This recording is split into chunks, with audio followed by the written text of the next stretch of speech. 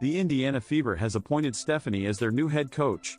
White, who previously served as both a player and coach for the Fever organization, addressed the audience during her introductory press conference on Monday. White assumes leadership of the team during an exciting period for the franchise.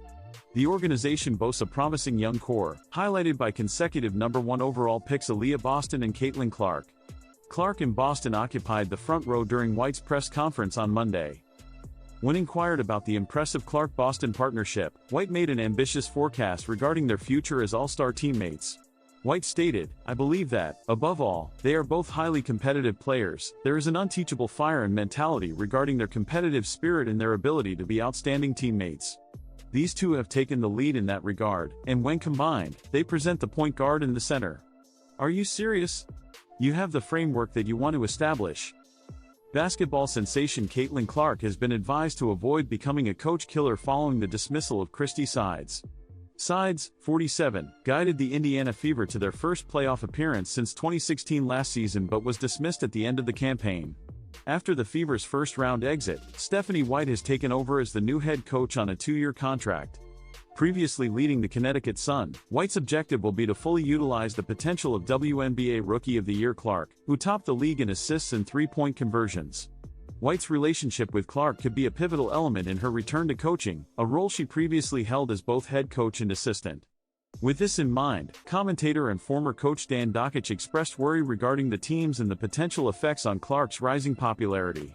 She stated, "These two are the best, I believe they excel in many areas at the moment. The difference from the beginning to the end of the season was noticeable. However, there is significant potential for growth.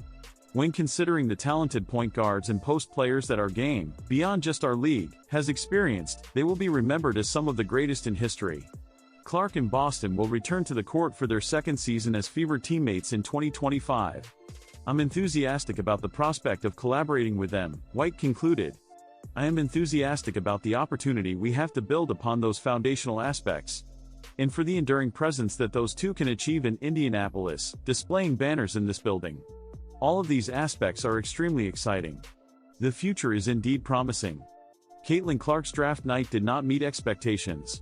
The Fever guard expressed that she felt so upset after being selected by Indiana with the no.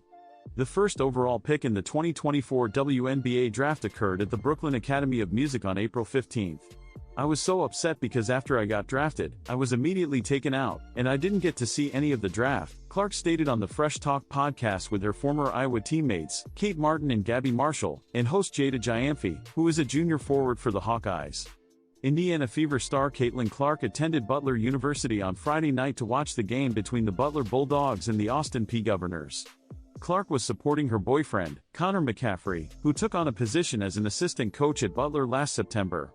While Clark was at Hinkle Fieldhouse, several prominent social media accounts shared posts regarding her presence. Interestingly, fans couldn't help but notice her outfit, particularly a rarely worn accessory. Clark wore a black shirt underneath a black varsity windbreaker.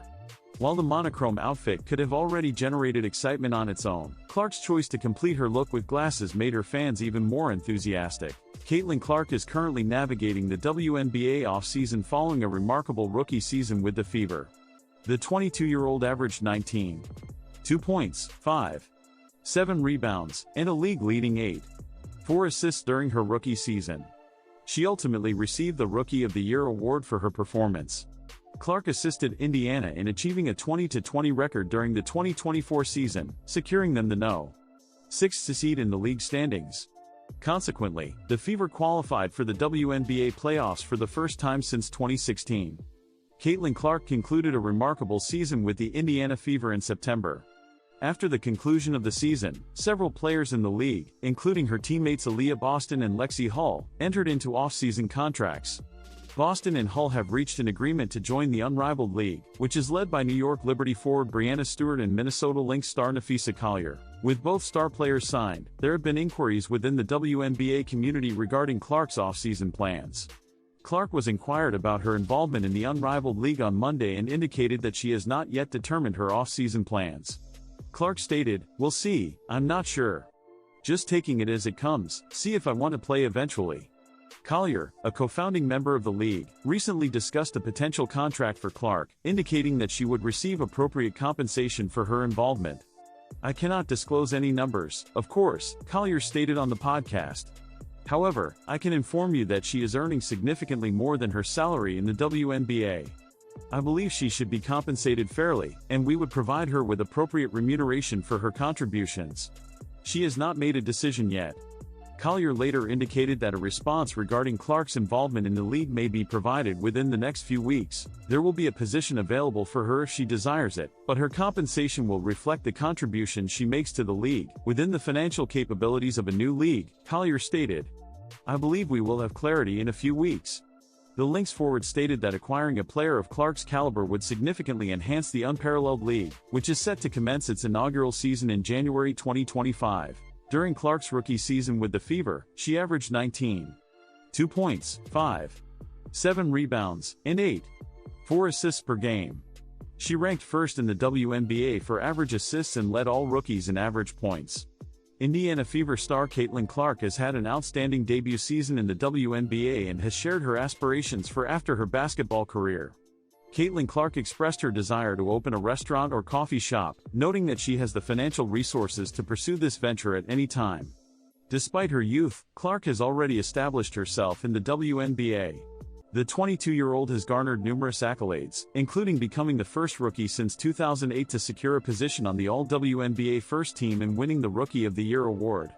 Clark appeared on the Taco Bout Network podcast with fellow basketball stars Jada Giamfi, Gabby Marshall, and Kate Martin to discuss her life after basketball.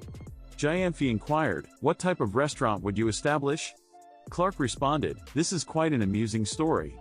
During my upbringing, there was a random open lot that I frequently mentioned to my mom, stating my intention to open a restaurant called the Rib Shack. I'm not sure why I chose that name. I believe it was inspired by Rib Crib. I was devastated when the lot was purchased and converted into a retirement home. Each time I drove past, I would tell my mom, 'That's my lot, this is where I am going to establish the Rib Crib.'" Clark, who is scheduled to participate in the LPGA's Annika Driven by Gamebridge Pro-Am, further articulated her aspirations of eventually launching her own business. She stated, "Hopefully one day, I might own a coffee shop or a restaurant or something similar, just for fun, once I finish playing. I'm envisioning a place where you do the dishes, take out the trash, and wipe down the tables. Just joking. You can come and enjoy complimentary items, and I'll name a dish or a coffee in your honor." With a reported net worth of approximately £3 million, Clark possesses the financial resources to turn her dream into a reality. Her 4-year contract with Fever is valued at £261,000, while her Nike agreement is projected to yield £21.6 million over 8 years. Clark previously remarked on her contract, stating, "It's amazing to see how far women's sports have come, and I'm thrilled to be a part of it. Welcome to For the Win's 2024 WNBA Offseason Coaching Changes Tracker, where we aim to maintain an updated list of every development so you don't have to." If you've been monitoring the WNBA's offseason activity, it's been quite an eventful period since the season concluded on September 19th. At one time, there were 7 openings for head coaches, 9 if expansion teams are included. Additionally, there were 3 general manager vacancies, totaling 5 when accounting for expansion teams. Madness. In other words, this significant change in the WNBA landscape is a complex situation to comprehend, and without a current list, you may become confused. We have you covered with the latest developments. Earlier this year, the Indiana Fever transitioned former general manager Lynn Dunn to a senior advisor position within the team and appointed Amber Cox as the new general manager. They also dismissed head coach Christy Sides after 2 seasons, opting for former Connecticut Sun coach Stephanie White. White has essentially returned home to Indiana, where she has numerous connections. Fever team president Kelly Krauskopf selected her during the 2000 expansion draft, and she served as an assistant coach under Lynn Dunn when the Fever secured a championship in 2012. Krauskopf also appointed White as her first head coach in 2015, overseeing the Fever. Caitlin Clark's successor at the Iowa Hawkeyes has led fans to believe that the former college point guard has been effectively replaced. The LPGA and Golf Channel have decided to enhance their coverage for next week's event, the Annika Driven by Gamebridge, highlighting WNBA star Caitlin Clark's participation in the Pro-Am. Golf Channel's Golf Today will start 90 minutes earlier on the Wednesday of tournament week, and the program will include live drop-ins to the Pro-Am event, indicating significant interest in Clark. The Indiana Fever star will not only participate in the course, but she will also do so alongside the ranked as the #1 female golfer in the world, Nelly Korda. The prominent figures in the field, Clark and Korda, will compete together, with the broadcast featuring coverage of Clark's pre-tournament warm-up and in-round interview. This takes place during the WNBA offseason as they transition to becoming professionals in the sport. "I'm planning to play golf until the weather turns cold," she informed reporters in September. "This may aid my journey to becoming a professional golfer," she added with a smile. Clark will have the opportunity to display her golf skills alongside the top players in the world at next week's Pro-Am event. The Fever star is eager to demonstrate her talents to her fans. "I love golf, so the chance to participate in the Pro-Am for a tournament bearing the name of a legend like Annika Sorenstam is incredibly exciting," Clark stated. "I am eager to see all the LPGA players on the driving range, participate in the Women's Leadership Summit, and, of course, play in the Pro-Am with Annika." This is not the first instance in which Clark has participated alongside some of the world's top players, as he previously took part in the 2023 John Deere Classic Pro-Am on the PGA Tour. On that day, the WNBA Rookie of the Year competed alongside a former U.S. national team player, Ryder Cup captain Zach Johnson, and world number 4 Ludwig Obaria. Clark played alongside European talent Obaria during the front nine and was later joined by fellow Iowan Johnson for the back nine. "She's a rock star," Obaria said of the collegiate basketball standout. "I was merely a passenger today. It was truly impressive." Once again demonstrating her enthusiasm for golf, Clark remarked, "Not many people have this opportunity, and to do it just 45 minutes from where I play basketball is quite impressive. I am an avid golf enthusiast. I enjoy playing it and being in its presence. I believe it is simply enjoyable. Every Sunday, I typically have the television on to watch the PGA Tour. More than anything else, this was about enjoying the experience," she stated regarding Wednesday's opportunity to be inside the ropes. "It was truly enjoyable to engage with the young children who attended today. I was attempting to dedicate as much time as possible to sign autographs, give out balls, or offer high fives, as these gestures have a significant impact." Indeed, Caitlin Clark has been a remarkable presence this season. However, her remarkable ascent has not been without significant discussion. Both fans and the media have been promoting the notion that CC is receiving special welcome to the WNBA treatment, and not in a positive manner. The basketball community is polarized on that opinion. Jonquil Jones has articulated the situation from the player's perspective. The finals MVP stated, "I think it was awkward for me, or kind of like, you would go on social media and you would just see people pushing narratives that just weren't true." She emphasizes that athletes understand the dedication required to pursue a sport professionally. Therefore, they would never engage in such actions, particularly towards someone inexperienced. "We are committed to competing fiercely every night. It's our responsibility, and we are athletes," she stated, clarifying that they were fulfilling their roles. "It was not our intention, as WNBA players, to intimidate Caitlin Clark. However, the core message is that we're going to go out here and compete," she emphasized. Furthermore, she stated, "The greatest indication of respect from an opponent is their willingness to play you tough." Nonetheless, with fans and Indiana Fever GM Lynn Dunn commenting that Clark is a target for hard fouls, the discussion intensified. WNBA Commissioner Kathy Engelbert intervened and expressed doubt that Clark was being unfairly targeted. Following the game, in which the star rookie tallied 30 points against the Washington Mystics, Engelbert addressed the matter. "Did anyone claim she was targeted in that game? No, because everyone is solely focused on achieving their desired outcome," she stated. She proposed that it is primarily related to perception. The commissioner is still monitoring the situation. However, this topic undoubtedly compels several prominent figures to express their views, including Huskies coach Gino Auriemma. Gino Auriemma did not accept the notion of just regular physicality. He believes the Fever star is experiencing a level of aggression that exceeds the usual treatment of newcomers. He referenced the incident in which Clark was shoulder-checked by Chennedy Carter of the Chicago Sky, labeling it as junior high stuff.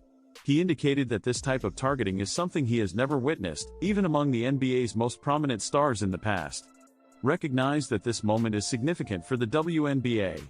I understand. It is long overdue. Why are you placing blame on that child? It is not her fault, as you would readily exchange places with her," he stated. While the Huskies coach was not alone in his opinion, not everyone believed that Clark was facing tougher scrutiny than other rookies. Former WNBA star and analyst Rebecca Lobo corroborated this, stating that CC was receiving significant defensive focus, though nothing beyond the hit by Carter. She noted, "Are veterans being physical with her? They are. "I have not observed anything excessive or inappropriate." Meanwhile, Fever implemented additional measures to ensure her protection, with Coach Christie Side submitting plays to the league office where she believes her athlete warranted more calls. Breanna Stewart, who has confronted Clark several times this season, highlighted that physical play is the standard in the WNBA. "No one is going to offer you anything without effort," she stated. In summary, the discussion regarding Clark's targeting may serve as evidence of her significant influence, and as Jones noted, athletes acknowledge her skills.